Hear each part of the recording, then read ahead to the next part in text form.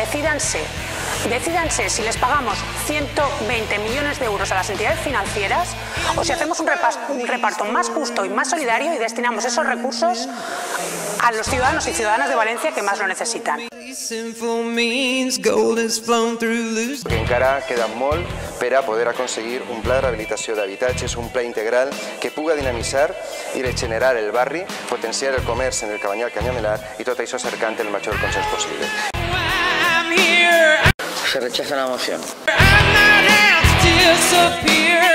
Anàlisi econòmica que podria portar una vegada més a que vostès tornin a demanar un nou esforç a la plantilla en una reducció de salaris o un major esforç per a la gent que utilitza l'MT i per tant gastar-se més diners, no? Se rechaza la moción.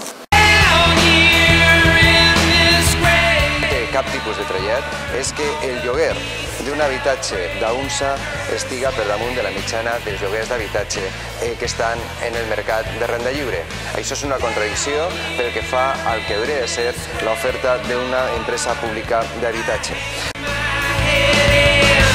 Se rechaza la moción. La fiscalidad, los impuestos deben de constituirse como una herramienta para redistribuir la riqueza. Siempre y más en un contexto como en el que nos encontramos. Como municipal de Esquerra Unida vamos a decirles a ustedes también que no. Now I've turned into